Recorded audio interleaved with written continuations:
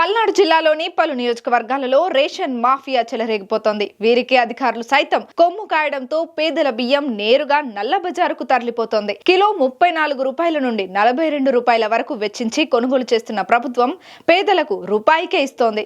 దీనివల్ల ప్రభుత్వంపై వేల కోట్ల భారం పడుతోంది. అయినా పేద ప్రజలకు ఆహారం లభించాలని రేషన్ షాపుల ద్వారా బియ్యాన్ని సరఫరా చేస్తోంది. కానీ పల్నాడు జిల్లాలో అక్రమార్కులు మాత్రం దాన్ని పేదలకు చేరకుండా అడ్డుకుంటున్నారు. దీనిపై mega 9 TV special story. Palnadu జిల్లాలో రేషన్ మాఫియా పేదల నోటికాడి కూడు లాగేసుకుంటోంది. అధికార పార్టీ అండతో రెచ్చిపోతోంది. తాజాగా రాష్ట్ర పౌర సరఫరాల శాఖ మంత్రి నాదెండ్ల మనోహర్ రాష్ట్ర వ్యాప్తంగా ఆకస్మిక తనిఖీలు చేపట్టి భారీగా బియ్యం అక్రమ నిల్వలను సీజ్ చేస్తున్నారు. రేషన్ మాఫియాపై పలు చోట్ల కేసులు నమోదు చేస్తున్నారు. అయినా రేషన్ మాఫియా అక్రమాలకు అడ్డుకట్టపడడం లేదని పల్నాడు నియోజకవర్గాలు ఆరోపిస్తున్నాయి.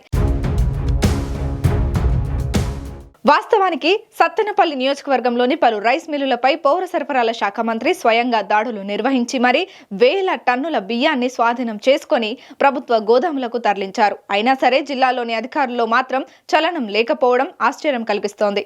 జిల్లాలోని అనేక రైస్ మిల్లులలో రేషన్ బియ్యం రీసైక్లింగ్ ప్రధాన ఆదాయ వనరుగా సాగుతున్నప్పటికీ అధికారులు మాత్రం నిమ్మకు నీరెత్తినట్లు వ్యవహరిస్తుండడం విమర్శలకు తావిస్తోంది. రేషన్ మాఫియా నుండి అన్ని స్థాయిల అధికారులకు మామూలు చేరుతున్నాయని, అందుకే వారు ఆ వైపు కన్నెత్తి కూడా చూడడం లేదనే విమర్శలు ఉన్నాయి. అందుకే మంత్రిని కూడా పట్టించుకునే పరిస్థితి లేదన్నారు.